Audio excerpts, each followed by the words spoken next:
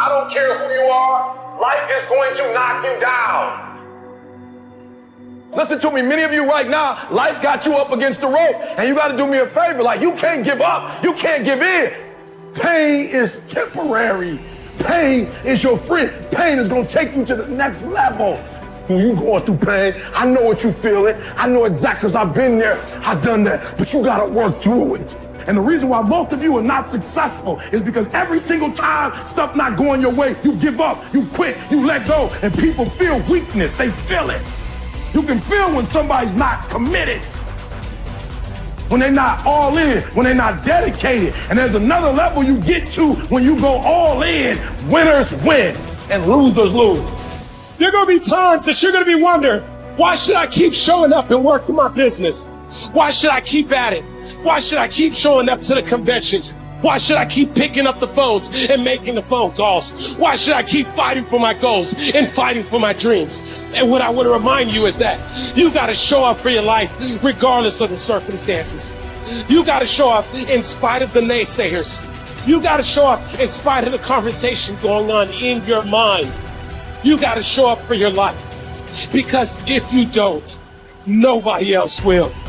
If you want unreasonable results in your life, you've got to be willing to be unreasonable. Part of being unreasonable, you don't judge according to appearances. Part of being unreasonable, you can see it because you believe it. You must have the faith to call forth those things that be not as though they were. You've got to decide, I deserve this, and I'm going to have it. You've got to say yes to your life. You've got to say yes. Yes to my dreams. Yes to me. Yes, I can make it. Yes, I can. Doesn't matter how many failures I've made. Doesn't matter how many mistakes I've endured. Doesn't matter about my defeats. Doesn't matter about what I've done. Yes, yes. I don't care about the fact I'm in a hole now. Doesn't matter about where I am. The last chapter to my life has not been written yet. If you judge me now, you'll judge me prematurely. I'm still in the process of transforming my life. I'm still in the process of becoming. Yes. The brilliance of Thomas Edison was not in his mind. It was something much more ordinary and often much less respected. I've got no imagination, he once said. I never dream. I've created nothing.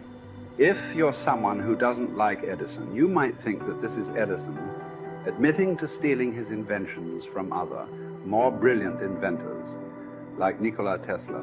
Not quite, but he did readily concede that most of the credit belonged to something other than his brain. The genius hangs around his laboratory day and night, Edison said. If anything happens, he's there to catch it. If he wasn't, it might happen just the same. Only it would never be his. What he's talking about is showing up.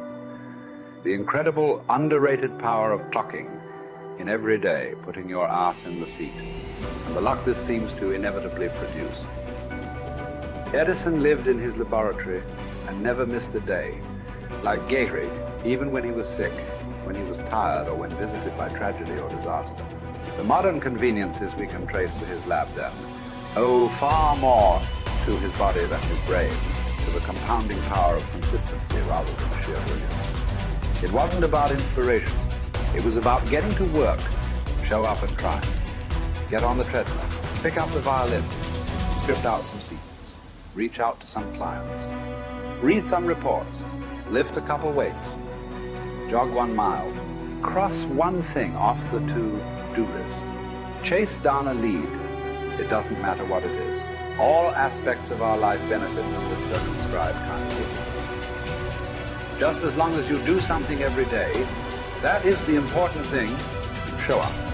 When you're tired, when you don't have to, even if you have an excuse, even if you're busy, even if you won't get recognized for it, even if it's been kicking your ass lately, once something is done, you can build on it.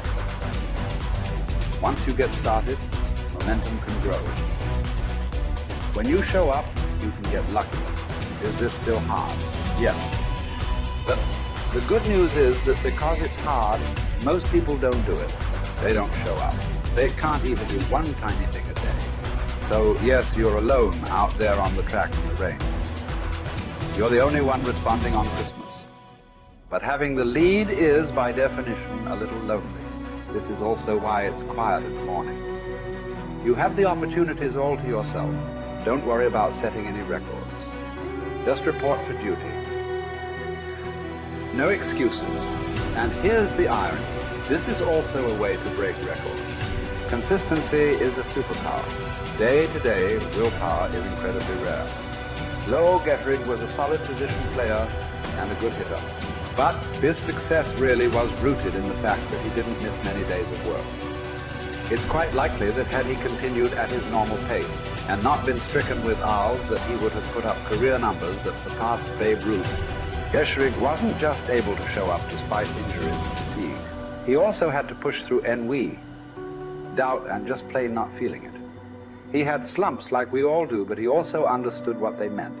As a minor leaguer, he had struggled at the plate and thought about quitting. The Yankees' owner sent down a scout to walk Gehrig through the very basic math of a batting average. A good hitter hits 300, and hitting 350 is terrific. Hitting 400 is almost unheard of. What does that translate to? Missing on 6 tries out of 10. A hitter can also go days, weeks without touching the ball. That's what the scout told him. The most important thing a young ball player can learn is that he can't be good every day. You don't have to always be amazing. You do always have to show up. What matters is sticking around for the next at-bat. The ability to do that, coupled with the ability to endure what John Steinbeck called dogly days while writing Easter Eve. Those days when everything seems out of whack, when you're just not feeling it, when the distractions won't stop, is the first step to greatness. Literally.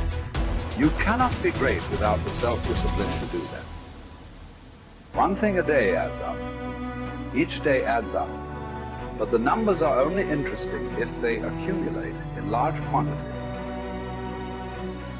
You guys that are just getting started, you're not going to start right here. You're going to start down there. Probably in another city, another town. I grew up in Lake Charles, Louisiana, no money, raised by a single mother. I was in debt at 25 years old. First thing that I had to do in my life was not learn a new skill. First thing I had to do to get my life moving in the right direction was self-development. It is vital. It was vital for me that I improved myself and I could start depending upon me. I had to show up every day with some rituals, some disciplines, and start getting myself to trust me, not trust others, but trust myself to do the right thing every day. One of the things that I started doing was beating the sun up every morning. I'm going to beat that sun up every morning so that I have the discipline and the control over my life. So I knew, hey, before that thing pops, I'm going to pop. I'm going to get out of bed, depend on myself, get up at the same time every day. And for me, that time, regardless of where I was beat that sun up. No matter where I am, I'm going to beat that thing up. So it gives me a sense of control over my own life. Second thing,